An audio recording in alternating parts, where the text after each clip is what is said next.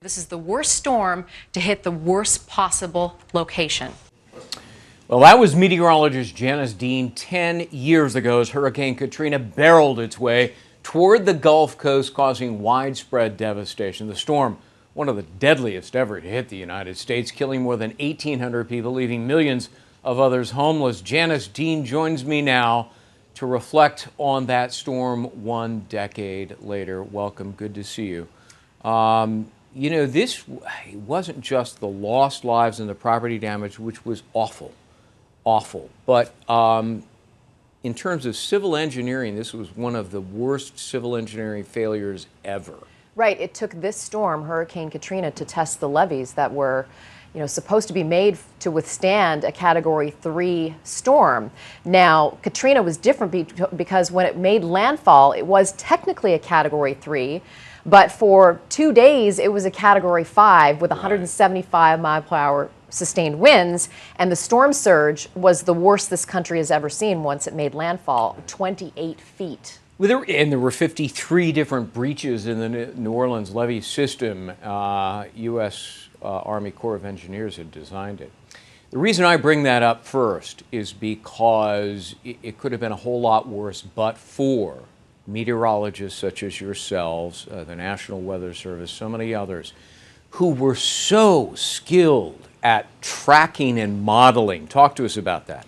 Well, I looked at one of the models. If Hurricane Katrina was to hit the Gulf Coast today, the modeling has gotten much better in that the cone of uncertainty has gotten much more narrow. So, would we have saved lives if we had that cone today? That's what I want to try to do, is look back at how we forecasted Katrina, what maybe we could have done as meteorologists differently.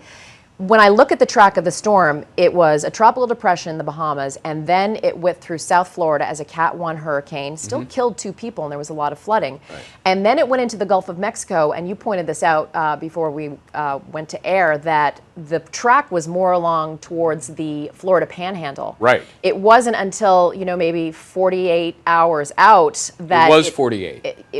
2 to 3 days out, it moved west. Right. And it strengthened incredibly. So it went from, just a Category 1 storm that became a tropical storm. It weakened as it moved out in the Gulf of Mexico, and all of the environmental conditions became favorable for strengthening at a very rapid rate. It became a Category 5 very quickly, and I remember waking up the next day and looking at the models and going, oh my gosh, this became a 5? How did that happen so quickly? Right. So it was a Cat 5 because all of the conditions were favorable for strengthening, and then it shifted westward. Right. And we had, I would say, a good 2 days to warn people in advance. It was, and Ray Nagin, the mayor of New Orleans, took advantage of that based on your predictions, your modeling, the tracking of meteorologists such as yourself. He issued the first ever mandatory evacuation of New Orleans, which, as tragic as the lost lives were, could have been a whole lot worse but for that evacuation order based on weather forecasting. You're going to be part of an upcoming panel. Talk to us about this. So the upcoming panel, I'm going to Raleigh tomorrow to travel and meet with the AMS societies. It's their 43rd conference on broadcast meteorology and the 3rd conference on weather warnings and communication. The AMS Society, the American Meteorological Society, likes to get together with broadcast meteorologists every so often, every year at different locations to talk about how we can be better forecasters. And so I proposed, let's go back 10 years, because this is the 10th anniversary of Katrina, and talk about how we were as broadcasters, because I was on the air that day, you were on the air that day. What would we do now, 10 years later, and how would we warn people? Would we, I tried to be very measured with my forecasting. I wanted to make sure that people knew how serious this was, but I also didn't want to scare them either. But, how do we balance that line of being very professional and saying this is a Category 5 and could devastate people? Right. So that's what we're going to do. I have panelist Bill Reed, who is a National Hurricane Center director previously. I also have Robert Ricks on board, who is a National Weather Service forecaster, and he is the one that put out we call it the doomsday statement. There's never been a statement like this that has come out from the National Weather Service that basically stated, we read it and thought, oh my gosh, this is so serious. And I remember going on air and just reading that statement from the National Weather Service and saying, if this doesn't tell people how potentially devastating the storm could be, then nothing else will.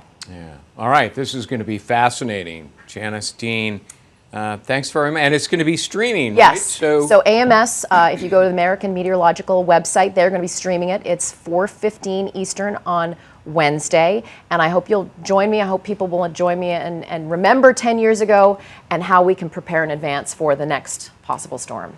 All right. Janice Dean, thanks very much. Thanks, Greg. I'm Greg Jarrett. Thanks for watching.